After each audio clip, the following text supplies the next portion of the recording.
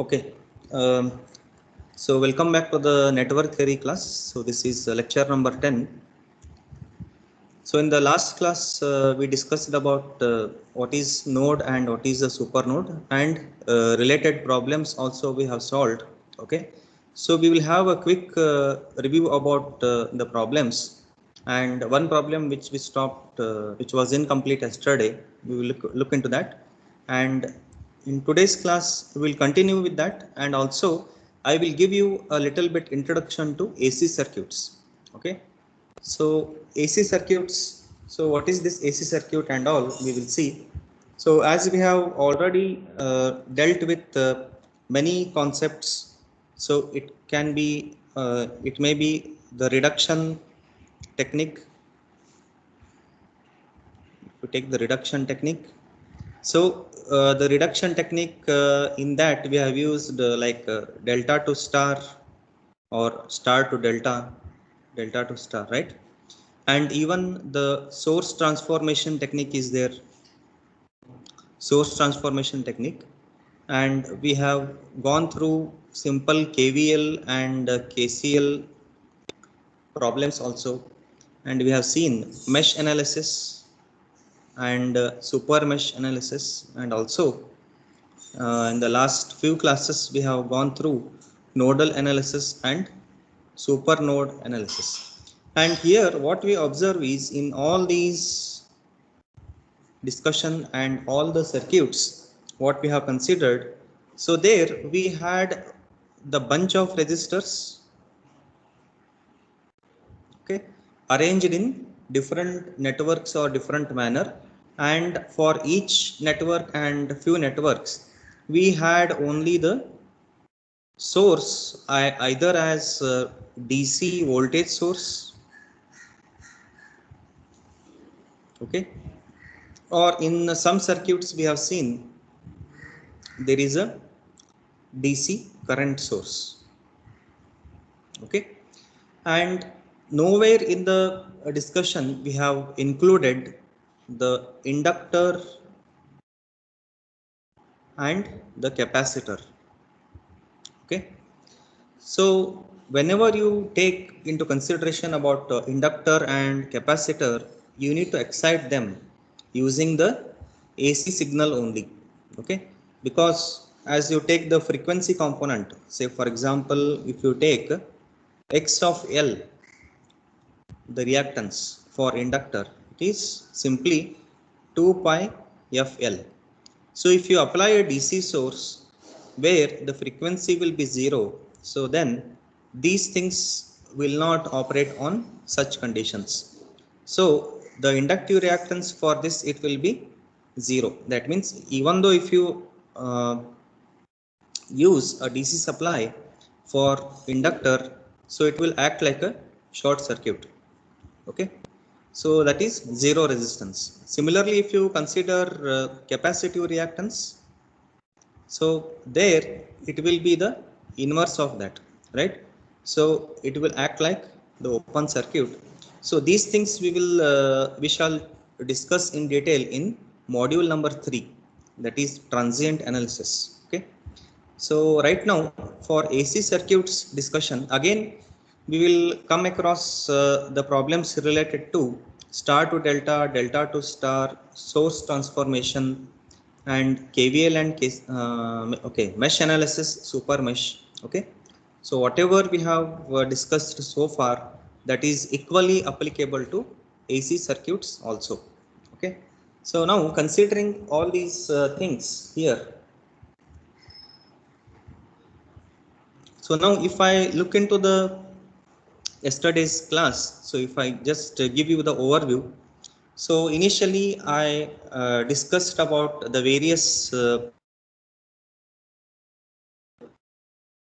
and definition of the current. So this we have seen, okay.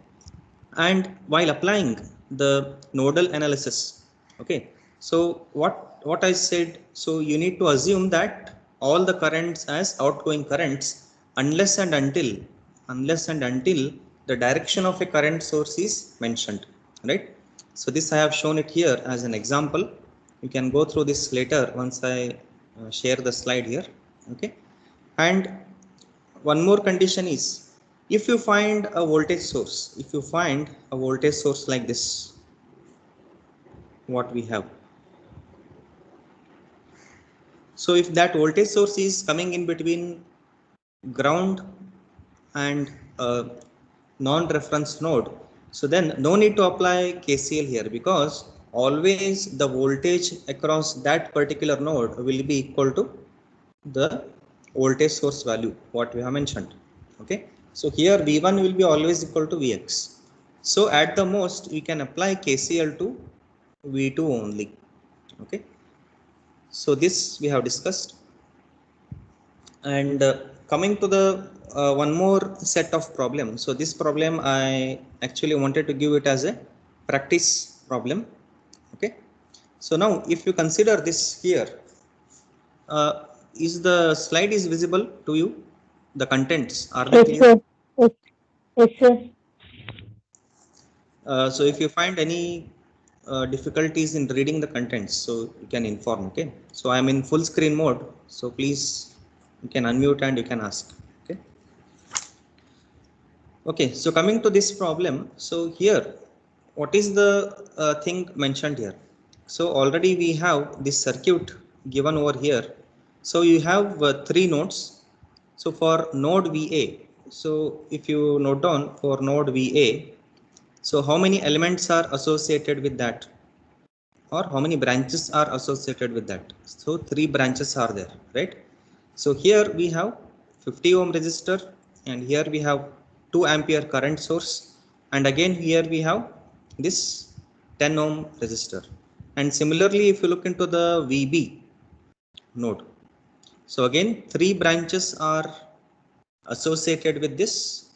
So one 10 ohm resistor, one 50 ohm resistor connected to ground, and two 20 ohm resistor, which is this is 20 ohms. Okay, and here we have plus and minus 8 volts. Okay, and one more node what we have is VC. So again VC is also associated with three branches. Okay, so here the main thing in VC, as you can observe, even though it has got three branches, but one branch is directly connected to the ground through a 20 volt source. So no need to apply KCL. So no need to apply KCL here. Directly you can write VC is in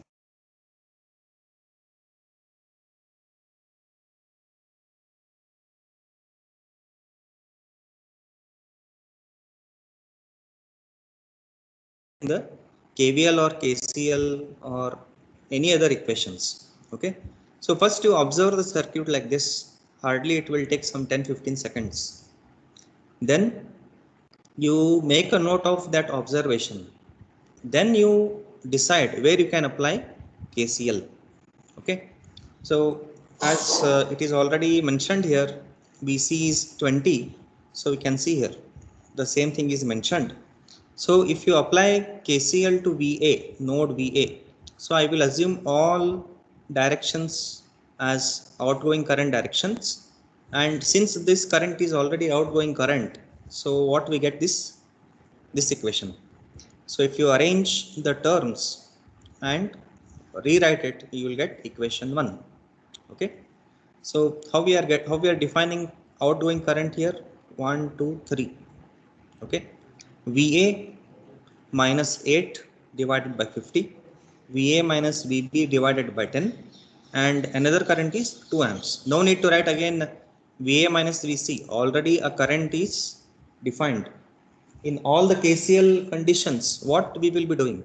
We will be defining the current only, right? All these terms, these ratios are what? These are the current definition, I equal to V by R, right? Okay, so similarly if you make an approach for VB also, you will get this. Okay, and since VC is already 20, you can use this in equation 1 and 2, and you can solve for VA and VB. So once you do that, then the requirement here is you need to solve for V1 and V2. So if you're solving for V1 and V2, so you should look into the point where V1 is located in the circuit. So it is located between node A and node B with the resistor of 10 ohms. So this is V1, and if the polarity is already mentioned, so how to define V1? V1 we can define it as VA minus VB. So once you find VA and VB, you can substitute. And similarly, if you want to find V2, where V2 is located, it is located between node B and node C with the value of 20 ohms. And as you can see, it is plus and minus. So if you consider this V2, if you consider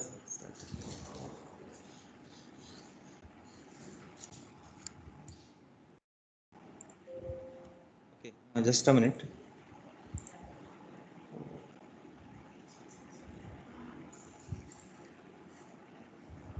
If you consider this V2 over here again, okay, so this is located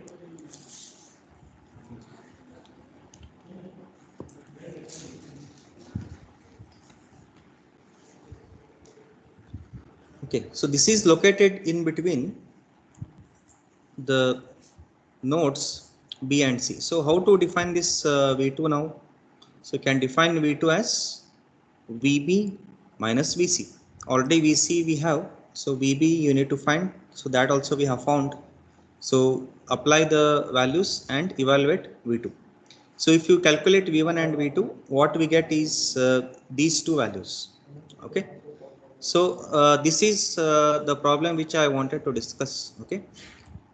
So next one is this problem where we stopped at the maybe the one point. So here already we have gone through this problem. So here what we have is regarding this problem, first observation you can make out what is VB, it is 8 volt, and what is I1, it is VB minus VC divided by 2. So where we have the super node, so this statement is about the super node.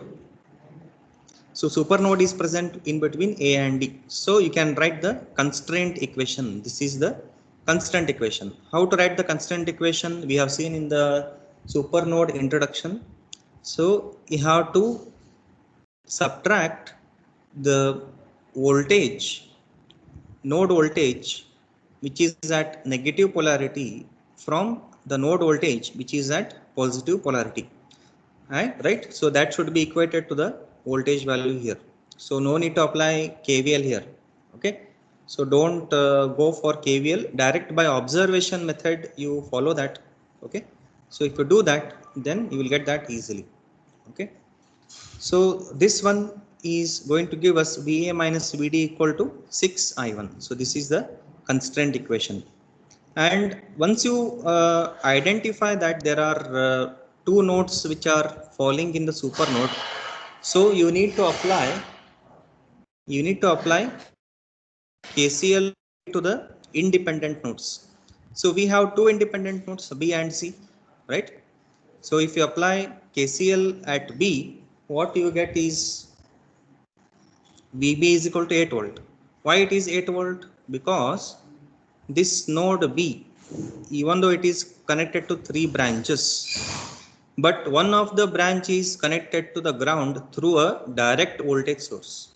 So hence VB will be equal to plus 8 volt.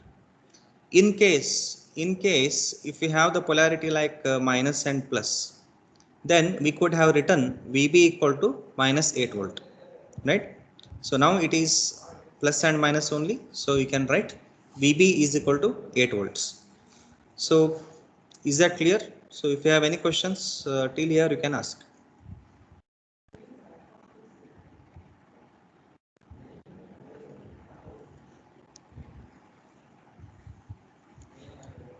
Okay, so you can unmute yourself if you are willing to ask any question. Otherwise, I will continue. Okay. So next, where we have another independent node, we have at node C. So here again it is connected to 3 branches. So here in the node C you find that one branch is there where current is already defined. So except this branch, we assume all other branch currents as outgoing currents. Okay. So if you apply KCL now, what you will get? You will be getting VC minus VB divided by 2 plus VC minus VD divided by 2 equal to 4. This is the incoming current. These two are the outgoing currents. Okay. So using the value of VB, so what you get is this equation. And similarly, if you continue the constraint equation, over here, so what we have is VA minus VD equal to 6I1. So if you substitute what is I1 here, so you will get this. What is I1? It is VB minus VC. So this is VB minus VC divided by 2. Okay. So if you calculate and rearrange the things, you will be getting this equation. So we have got 2 equations already. Okay. Now coming to the super node. So how should be the approach here in the super node? So first you have to remove the voltage source and you have to club the nodes where that voltage source was present. So it was present in between A and D, right? So remaining part of the circuit, you keep it as it is, right? So we are interested in these points. So from node A, how many branches were there from node A? If you remove the voltage source, 2 branches, 2 ohms and 2 ohms, they are meeting node B and node ground. Okay. And node D, it was associated with ground node and node C. So here again out of 4 branches, you find that one is a current source, which is the incoming. Others will be assumed as outgoing currents. So come to node A. You need to write with respect to node A only now.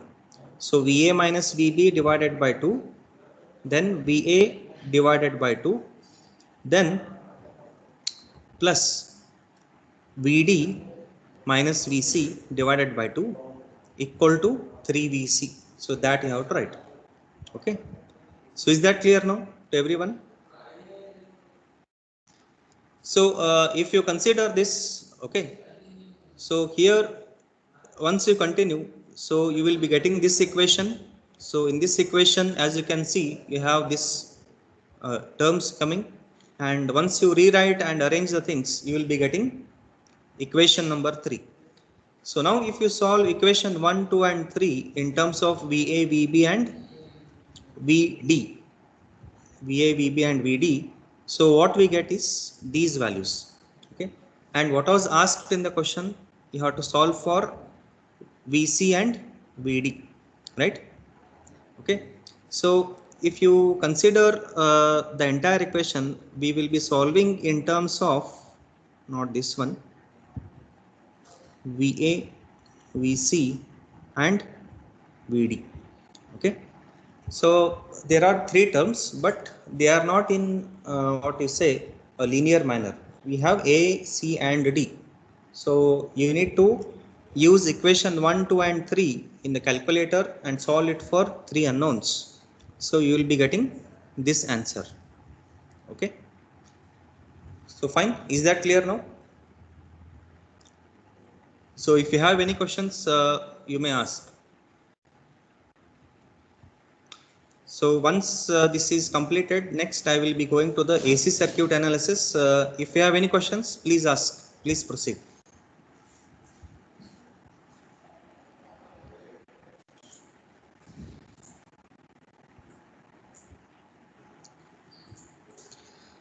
Okay. So I will be moving to the next topic now. That is sinusoidal steady state analysis. So for this one, so I prefer to use the textbook, that is reference text 3. Okay, Matthew Sedko and Alexander, that is fundamentals of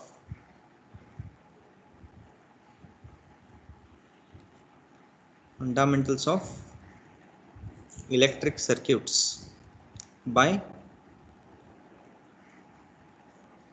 Alexander. So this textbook I have already shared. So you can go through chapter number 9 here, chapter number 9 for this. Okay, so it is about the steady state analysis, sinusoidal steady state analysis. Okay, so now if you go through this steady state analysis before that, so right now we are using AC supplies in our homes, right? But earlier, if you go back way back to around 1800 and all there, so they were using the DC supply only. So one researcher found that the AC supply is more convenient and more feasible also. So he introduced that. Okay, and there was a if you don't believe, you may not believe that there was a court case regarding this issue, and possibly AC circuit came out to be as a winner. So hence we are using this AC circuit in our home and everywhere appliances. Okay, so that story is just for your reference. Okay, so you can go through that, it is there in the textbook anyway.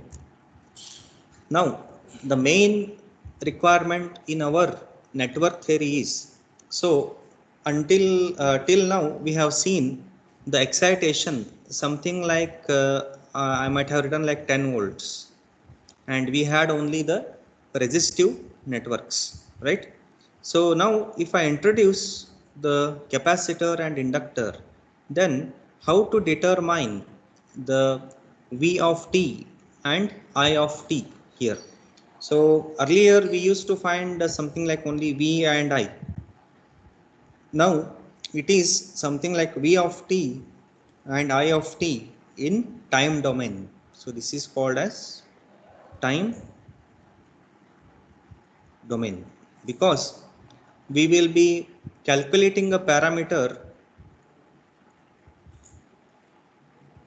with respect to time, how it varies. It may be a voltage or it can be a current also. Okay, so now if you look into the any sinusoidal signal, so you know the representation here, it will be like this.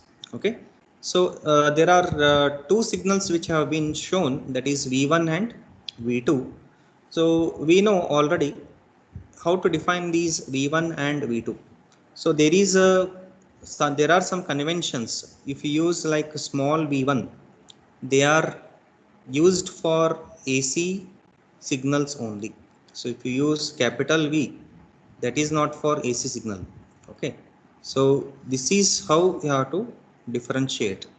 So how this V1 and V2 are defined now? They are defined like capital V to the m sine omega t.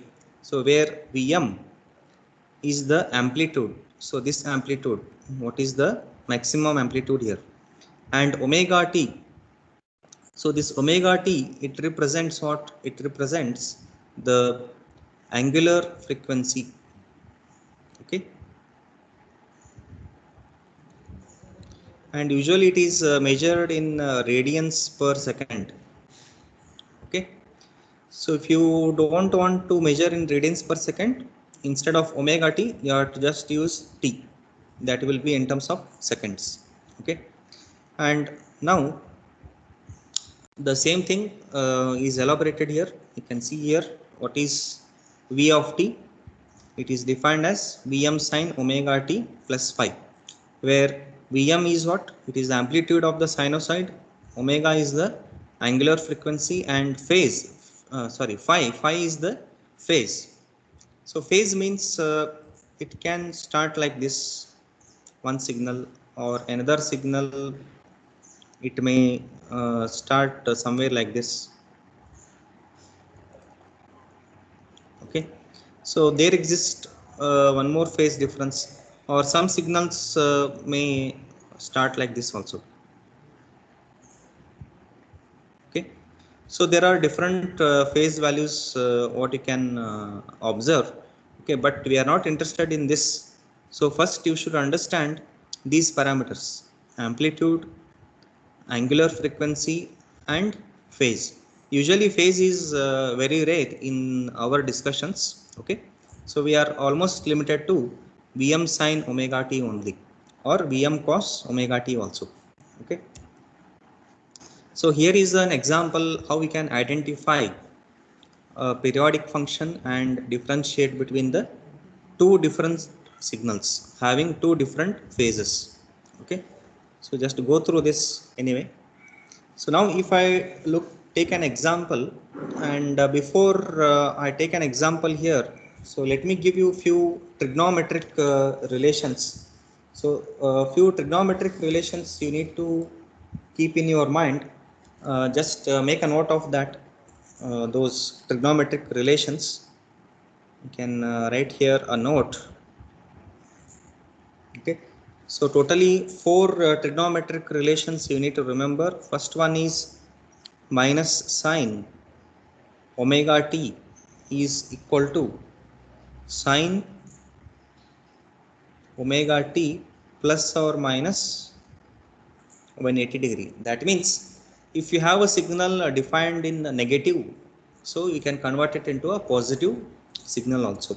So it will simplify the things, that's all. Okay, so then second one is similarly minus cos omega t will be equal to cos of omega t plus or minus 180. Okay, third one is minus or plus sin omega t. It can be converted into cos omega t plus or minus 90. That means if you have minus sin omega t, you can convert it into a cosine signal, or if you have a sine signal also, that can be converted into a cosine signal. So in the same way, if you consider for another condition, that is plus and minus cos omega t, so this can be converted into a sine signal, sinusoid, sine of omega t plus or minus 90. Okay, so keep these things in your mind, or make a note of these things. So we will be using these things. Okay, now if you consider this example here, what is mentioned, this example number 1. So it is given a sinusoid with the value 5 sine 4 pi t minus 60 degree. Calculate its amplitude, phase, angular frequency, period, and frequency. Okay, so how to do that? So if you compare this with something like Vm sine omega t plus or minus 5, so we find that this is the amplitude here, that is 5, and omega t is equal to 4 pi t, what is mentioned here. And what is omega? Omega is 2 pi f equal to 4 pi. So if you take the frequency, it turns out to be 2 hertz. Okay, and the period means t is equal to 1 by f, so that will be 0.5 seconds. Okay, and what is the phase here? The phase here is minus 60. Okay, so these are very basic identities, or basic platforms you need to understand. Okay, so these things may not be asked in the examination, but if you know these things perfectly, the application wise it will be easy. Okay, similarly if you go through this example, what is being asked here, you are asked to find the phase angle. Now the phase angle between two signals I1 and I2, and also you have to comment whether I1 leads or I2 lags. Okay, so if you consider all these things into account, we see that I1 is a negative signal, -4 sign is there. So this can be converted into a positive either by using this relation or by using this relation. Anyone you can use. Okay. So here it is mentioned that it is being converted into a cosine signal. So they come out with these values. Okay. So I hope you are getting this. And once it is converted, it is being shown that I1 leads I2 by 155 degrees. Okay. It is a simple calculation, nothing there. Then comes this very important phenomenon here, that is whatever we discussed till now, as I told earlier, so it was related to a resistive network, as I mentioned. Okay. So now if you consider the frequency domain and time domain, so in frequency domain, we come across another thing that is called as a phasor, a phase of the signal. How to define that? So that can be defined either in rectangular form or in the polar form or in the exponential form. Okay. So how to do that? Rectangular form, this is expressed as like a complex number, and usually it is like x plus jy. So in the calculator you should use it as z equal to x plus yi. Okay. So where to use it? So in the calculator you have to go to the mode. If you press mode, you will get second one as complex. Is that visible to you, the calculator? Yes, sir. Yes, sir. Okay. So you will be getting second option as complex. So once you press 2, you will get the complex mode. Okay. So there, if you are using this 991 ms, okay. So if you go to that plus and minus, okay, plus and minus operators. So there it is mentioned as this one, r comma at an angle theta. Okay. Then one more thing is mentioned like a plus bi. Okay.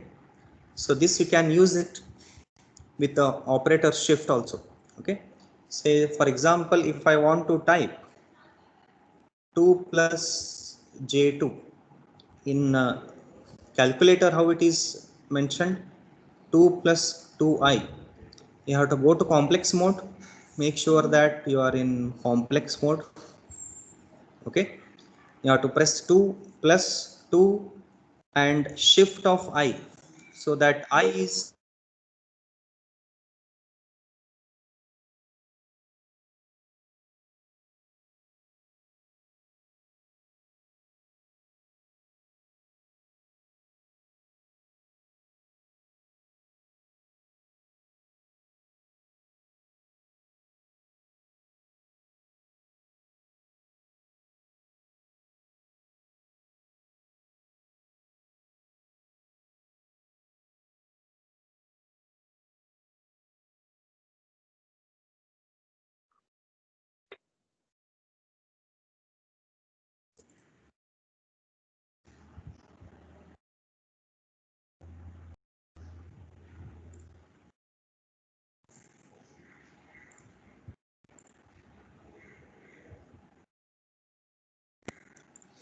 okay.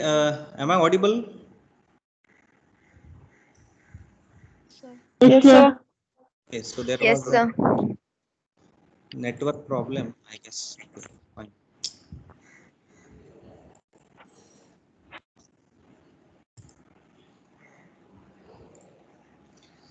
Okay, so if you have these things, you can use it in the calculator, fine. So similarly, you can also use the exponential form, but most of the times we'll be using these two forms. Okay. So as we go ahead, you will get familiar to this. No need to worry.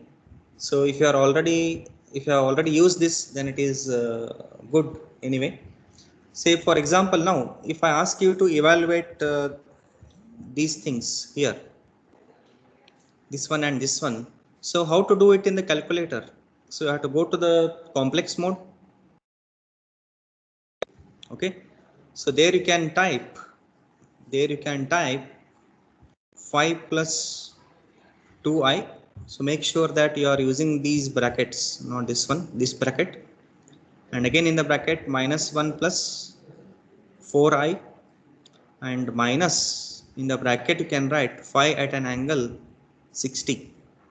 So once you take the answer will be, by default it will be in the rectangular form. Okay, so you will be getting only minus 15.5 as an answer. Then you have to, if you want to see the imaginary part, you have to press shift equal to, so that you will get something like 13.67i. Okay, so this you have to practice. Okay, so if you have any difficulties in using the calculator, so please practice this. So I am telling each thing step by step.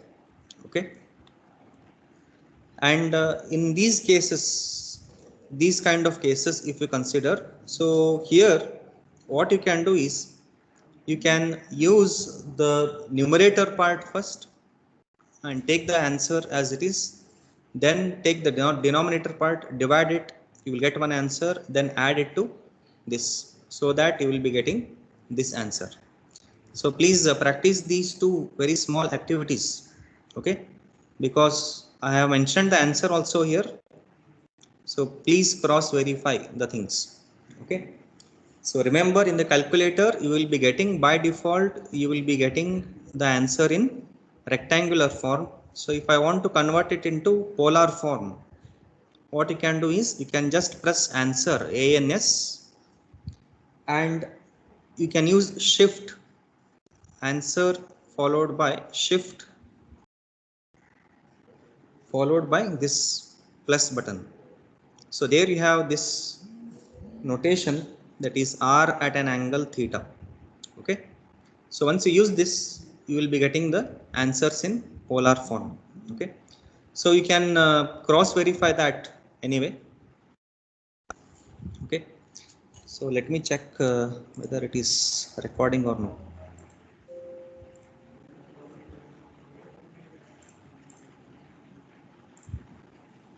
Okay, it's fine.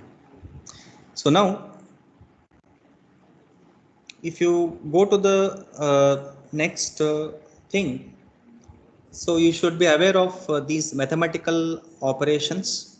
Okay, so please go through these things. I think you might have studied in your M1 and M2 courses, even though you need to just come across this and solve few problems.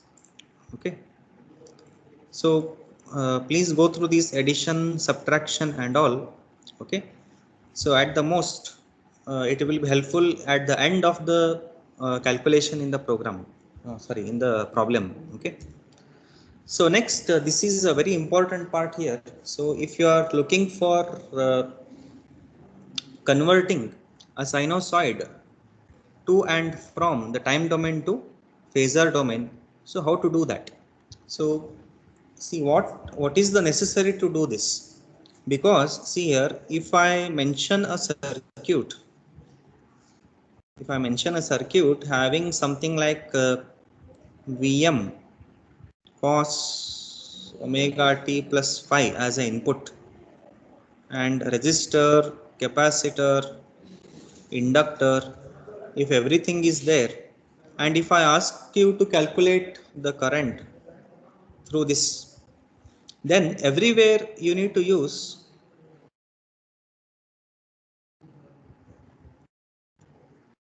in the equation you need to use this Vm cos omega t plus phi. So instead of that, it can be converted into a simple form, that is V is equal to Vm at an angle theta. So this will be very convenient to use. Okay, so once we take up the problems, we will come to know anyway. Okay, so now coming to the next requirement, so I will give you one more example here. So if I ask you to convert the following sinusoid signals to phasor form, so either phasor form or you may use polar form also. Polar or means rectangular. We will be using any one of this, either polar or rectangular. Okay. So how to do that?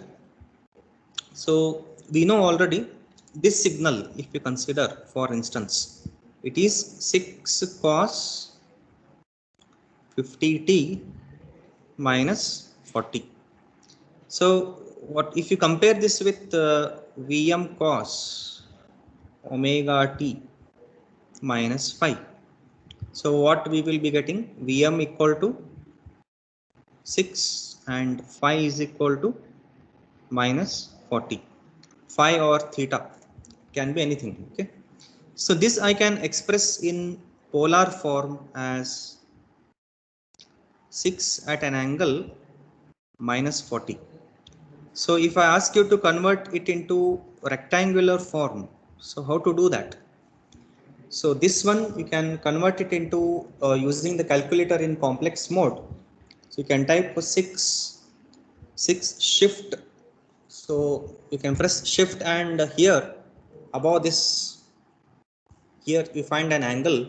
So there you can use as minus 40. So it should look like this. And if you press equal, you will be getting like 4.59. And then if you press shift equal, you will be getting minus 3.85i. Okay. So this will be something like 4.8 minus 3.4.5 minus 3.8i. Okay. So this you have to practice anyhow. Okay. Second example. So here what we can do in the second example, it is a negative signal. So convert it into either a positive cosine or positive sine. Okay. So here you should be smart here. So if the source is defined in cos, usually we consider the cosine term because it will be simple to evaluate.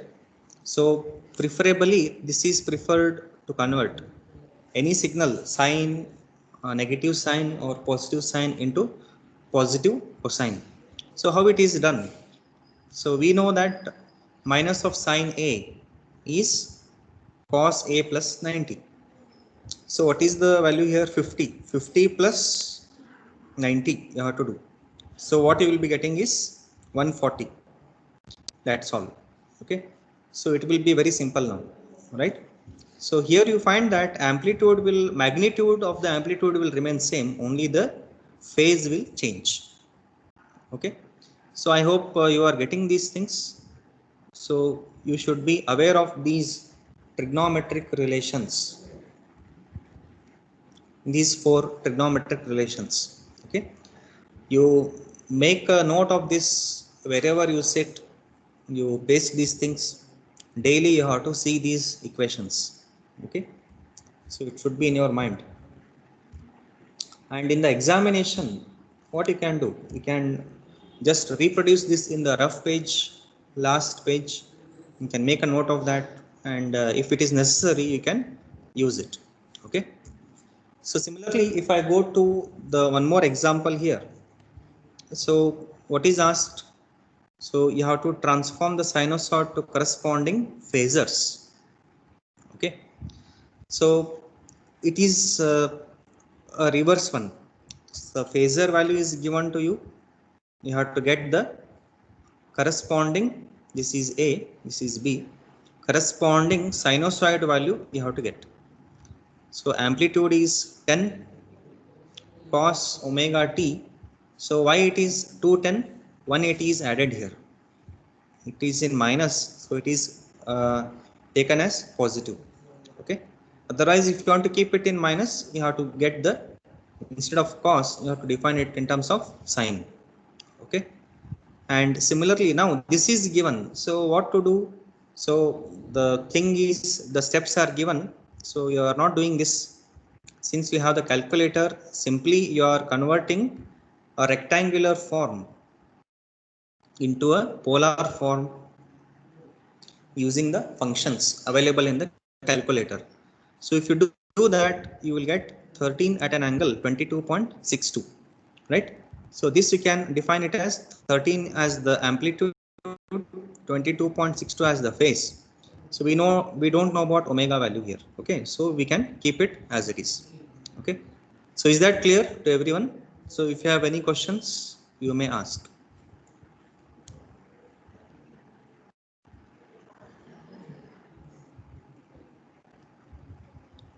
Okay, fine. This is very important here. What is the difference between V of t and capital V? So as I told, V of t is the instantaneous or time domain representation. So if I write a signal like V of t equal to something like Vx cos omega t plus or minus phi. So this V of t is the instantaneous value, and it is in time domain. So how to define it in frequency domain? So we have to write this in frequency domain as Vx at an angle phi. Okay, so this is the main difference here. Okay, and if you make a one note here, so that is already taken. Phasor analysis applies only when frequency is constant, right? When it is applied to two or more sinusoid signals, only if they have the same frequency. So this is a very key note here. So we have to be aware of this. Okay. Then the same thing is represented here for voltage. So instead of voltage, if we have current, this is same as I is equal to I of phi. Okay. Okay, fine. So dV by dt, how we can do that? J omega of V in phasor form. This is time domain, this is frequency domain. Okay, and if you have the integration, you can take it as V divided by J omega. Okay, these are the key points. We are not interested in these derivations because it is a mathematical part. Okay, just remember this. Okay, that's all. Then this figure indicates a phasor relationship for the various circuit elements. So if you find the resistor, so in a resistor always current and voltage they vary linearly. So there will not be any phase difference. But whereas in inductor and capacitor, in inductor voltage always leads the current by some angle, and in capacitor it is reverse. Current leads the voltage by some angle. Okay, so considering this is only for reference, this picture here. Okay, but here you should be aware of how to define the voltage and current for the elements. So it is also shown here. So we are aware of the Ohm's law, V equal to IR. So this is in time domain. In frequency domain, how it is written, capital V equal to capital I into R. And similarly in time domain for inductor, voltage is defined as V is equal to L into di by dt. So V is replaced with capital V here, and L is kept as it is. What is dV by dt or di by dt? So this one, if di by dt is there, you have to write j omega I. So it is j omega I here. Okay. Similarly for capacitor also, the time domain and the frequency domain values. Okay. And now if you come to this phasor relationship for the circuit elements, the same thing what we discussed just now has been shown there. So if you go in detail about these things, so how we can write these things? So I can also elaborate. See here, for resistor, I may write this as how we have got in terms of, I can write the current. What is I? I of R, current through the resistor in time domain, it is something like Im cos omega t plus phi. It can be cos signal or sine signal. The same thing if I want to define what is I here. So I will be Im at an angle phi. Similarly, if you have voltage across the resistor, just replace I by V. I by capital V here, capital I by capital V, same thing here. Okay. Similarly for the inductor and capacitor also. Okay. So this you have to remember for the calculation purpose. Okay. So this one with respect to, okay, that is fine. See now, if I ask you or if I give you a very small problem here, so something like, just make a note here, example, can take the example. Okay, if the example is like this, if V of t is equal to 12 cos 60t plus 45, okay, volts is applied,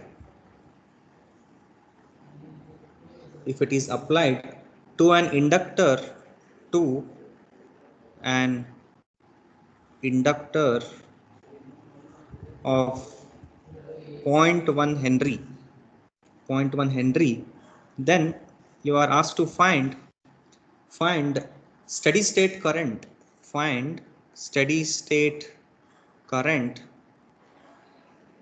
through inductor. Okay, so how to imagine this circuit? So we can have, we can assume that there is a AC source of V of t connected to an inductor. Okay, if this is V of t, then we know current through this entire circuit will be I of t. And what is L? It is 0.1 Henry. So it is very difficult to use these definitions. So if I use V of t 12 cos 60t plus 45, and also inductor value as 0.1 Henry. So what I will do is I can convert this into the phasor value. So this is in time domain. I can convert it into frequency domain. So if you convert this into frequency domain, so what we will be getting here? So just for your reference, I will write V of f. I can write it as 12 at an angle 45 degrees. Okay.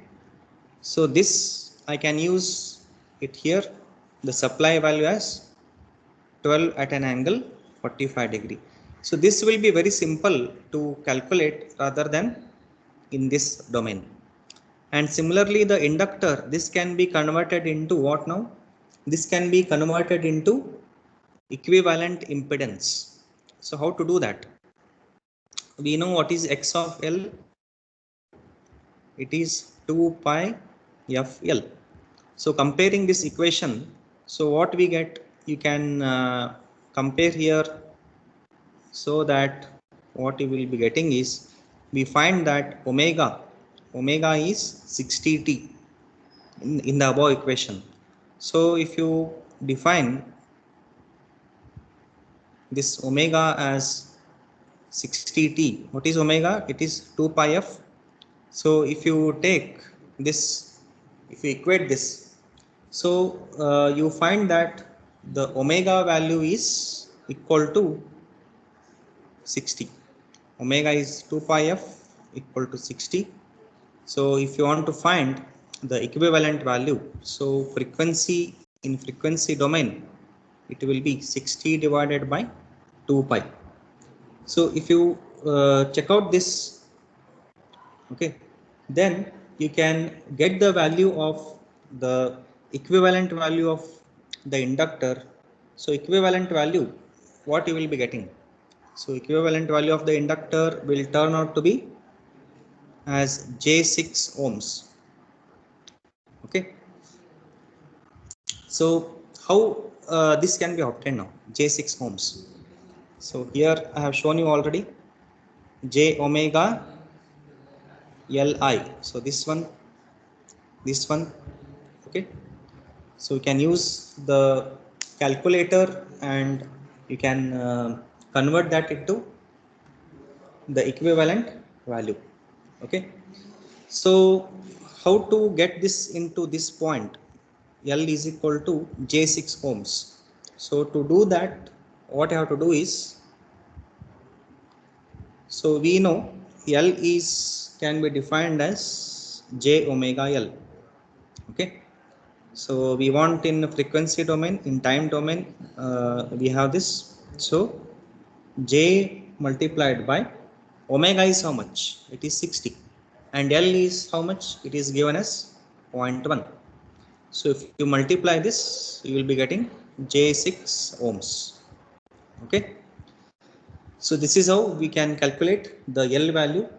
And if you want to calculate the total current, so total current can be calculated in frequency domain as I equal to V by R. So V by impedance. What is the impedance? Voltage through the inductor in frequency domain and impedance of the inductor. So that turns out to be the voltage is 12 at an angle 45 divided by J6 you can use, or you can also use 12 at an angle 45. J6, if you convert it into polar form, you will be getting 6 at an angle 90. So this turns out to be 2 at an angle minus 45 amps. Okay. So this is very important here. So that is this step. If you have capacitor, so we'll see that in the next example here. So if you have a capacitor, as it is quoted here, V of t 6 cos 100t minus 30 is applied to 50 microfarad capacitor. That means you have a circuit where you have V of t and you have capacitor only, but capacitor is mentioned as 50 microfarad. So this you have to convert it into a frequency domain value. How to do that? So use this equation, right? So that is, for inductor we used j omega L. For capacitor you have to use 1 divided by j omega C. So x of C is 1 divided by j omega C. And what are the values here?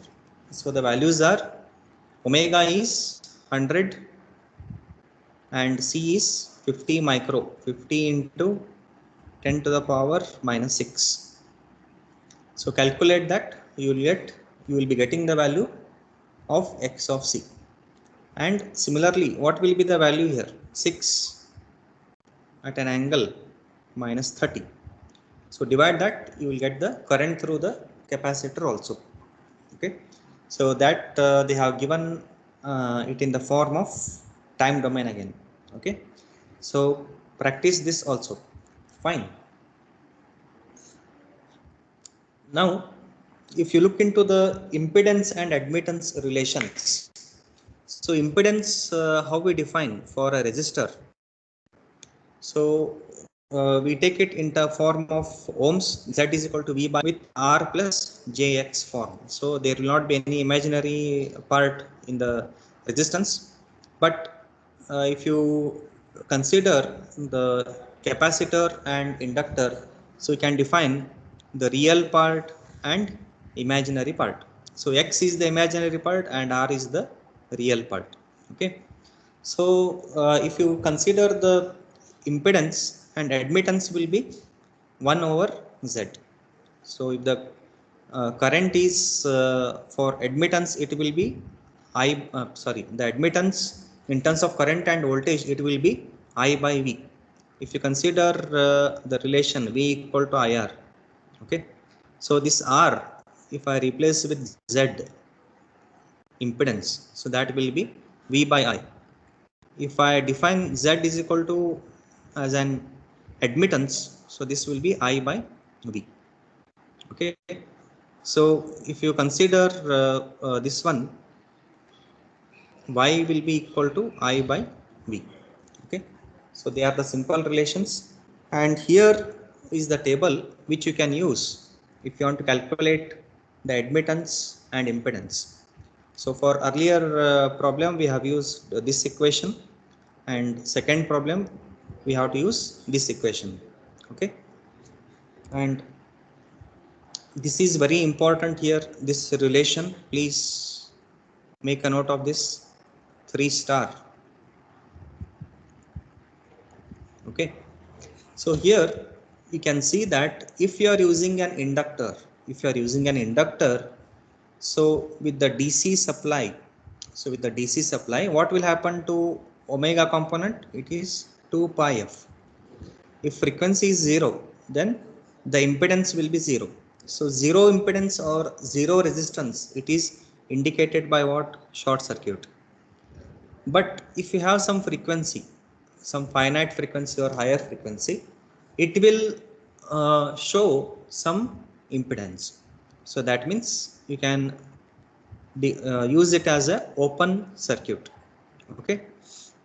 Then similarly, if you apply for the capacitor, it will be in reverse way. Okay. Then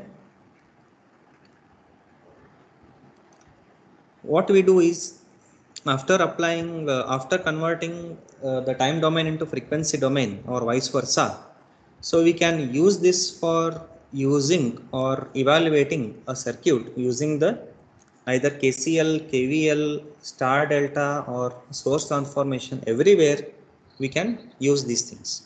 Okay. So one practice problem for you, we can just make a note of this right now, and you have to solve for both V of t and I of t. So everyone must do this exercise. So Monday or in the next class we will discuss that. Okay. And okay, so with this we will conclude the session here. So if you have any questions to be asked, you can ask, please. And let me take the attendance. Don't exit now.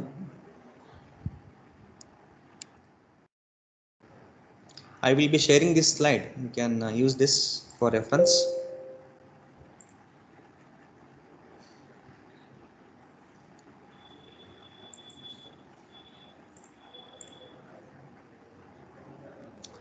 Okay.